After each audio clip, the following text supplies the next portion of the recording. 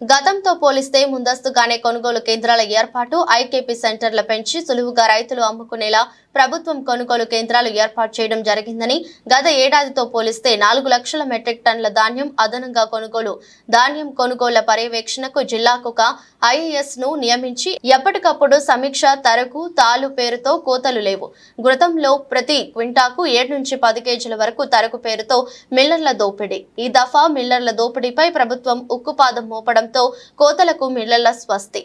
దీంతో ప్రతి క్వింటాపై రైతుకు 150 నుంచి 200 రూపాయల వరకు అదనపు లబ్ధి చేకూరేలా పకడ్బందీగా ప్రభుత్వం పనిచేస్తుంది. రైతులు పంట అమ్ముకున్న 5 రోజుల్లోనే రైతుల ఖాతాల్లోకి నగదు. గతంలో 45 రోజులు పెట్టేది రైతు ఏంటో వడ్డీ నష్టపోయేవాడు. కానీ ఇప్పుడు కేవలం 5 రోజుల్లోనే రైతు ఖాతాల్లో నగదు జమ అవుతుంది. దీంతో రైతుకు వడ్డీ వ్యాపారుల వేధింపులు లేవు, వడ్డీలు కట్టాల్సిన అవసరం లేదు. ఆత్మ గౌరవంతో ఇప్పుడు రైతు బతుకుతున్నాడు. ఇచ్చిన మాటలను కూడా నిలబెట్టుకుంటూ ముందుకు పోతుంటే టీఆర్ఎస్ నాయకులకు నిద్ర పట్టడం లేదు. అందుకనే ఇష్టానుసారంగా దుష్ప్రచారం చేస్తూ ఉన్నటువంటి పరిస్థితి. ఈరోజు రాష్ట్రంలో ఎక్కడికి వెళ్ళినా కూడా సన్నబియ్యం కావాలని ప్రజలు అడుగుతున్నారు. అది రోజు కూలి చేసుకునేటువంటి ప్రజలు కూడా మరి పొద్దున్ననక పోయి వచ్చిన తర్వాత కడుపు నిండా తినాలంటే మరి రుచికరంగా ఉండాలి. సన్నబియ్యం మాకు కావాలి. రేషన్ కార్డులలో కూడా సన్నబియ్యం, రేషన్ కార్డుల ద్వారా కూడా సన్నబియ్యమే ప్రజలు అడుగుతున్నటువంటి పరిస్థితి. అదే కాకుండా గత ప్రభుత్వం టీఆర్ఎస్ ప్రభుత్వము మేము సన్నబియ్యం ఇస్తున్నామని చెప్పి దొడ్డు బియ్యాన్ని పాలిష్ చేసి హాస్టళ్లలో కానీ, ఆశ్రమ స్కూళ్ళలో కానీ, అంగన్వాడీ కేంద్రాలలో కానీ మధ్యాహ్నం భోజనంలో కూడా దొడ్డు బియ్యం ఇస్తే అది ఉడకక అనేక ఇబ్బందులు పడ్డటువంటి పరిస్థితి కూడా మనకు తెలుసు. వాటన్నింటిని దృష్టిలో పెట్టుకొని మేము ఇచ్చిన గ్యారంటీలో భాగము. అదేవిధంగా ఈ రాష్ట్రంలో ప్రజల యొక్క అవసరాలు, డిమాండ్ని దృష్టిలో పెట్టుకొని ఫస్ట్ విడతగా సన్న వడ్లకు 500 బోనస్ ప్రకటించడం జరిగింది. ఇది మేమేదో మోసం చేసినట్టుగా మోసం పూరితమైనటువంటి బీఆర్ఎస్ పార్టీ దుష్ప్రచారం చేస్తుంది. ప్రజలు అలా ఆలోచించండి. ఎందుకంటే ఈరోజు ఎక్కడికి వెళ్ళినా కూడా దొడ్డు బియ్యం వద్దు, మాకు సన్న బియ్యమే అడుగుతున్నారు. కాబట్టి ఇప్పుడు మనం సన్న వడ్లను సాగు చేసుకుంటేనే సన్న బియ్యం అందించగలుగుతాం. మరి సన్న బియ్యం పండించకుండా, సన్న వడ్లు పండించకుండా సన్న బియ్యం రావాలంటే ఎట్లా అవుతుంది? కాబట్టి రైతులను ప్రోత్సహించడం కోసం మొదటి విడతగా 500 రూపాయల బోనస్ సన్న వడ్లకు ఇవ్వడం జరుగుతుంది. మిగతాది కూడా తదనంతరం తప్పకుండా మేము ఇచ్చినటువంటి మాటలు ఏవైతున్నాయో ఒక్కొక్కటి నిలబెట్టుకుంటాం. ఇప్పుడు రాష్ట్రంలో ఉన్నటువంటి ప్రజల యొక్క అవసరాలను దృష్టిలో పెట్టుకొని, డిమాండ్ని దృష్టిలో పెట్టుకొని సన్నవడ్ల రైతులకు బోనసు తక్షణం. ఎందుకంటే ఇప్పుడు మళ్ళీ నాట్లు అంటే అంటే విత్తనాలు జల్లుతూ ఉంటారు.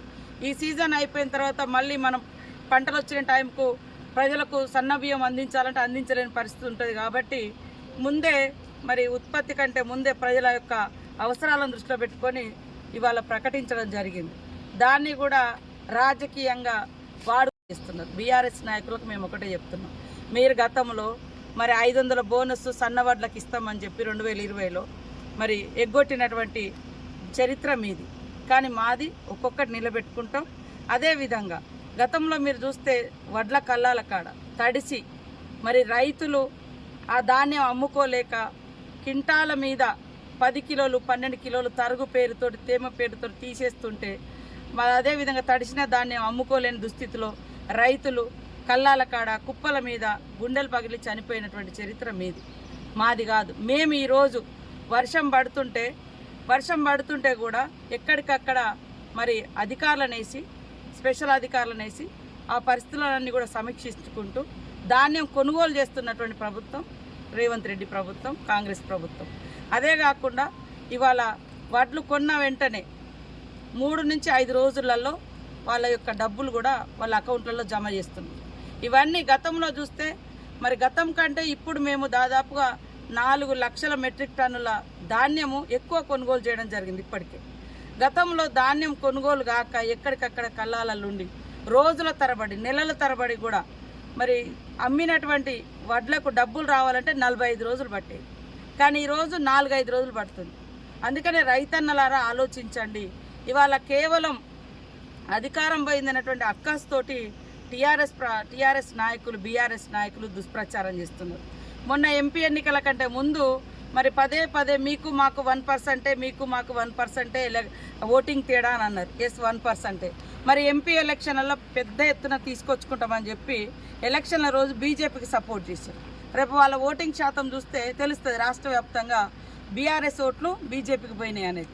కాబట్టి రైతన్నుల కోసం ఆనాటి నుంచి ఈనాటి వరకు ఏకకాలంలో రాష్ట్రంలో దేశంలో 70,000 కోట్ల రైతు రుణాలను మాఫీ చేసిన చరిత్ర ఆనాడు కాంగ్రెస్ ప్రభుత్వంది.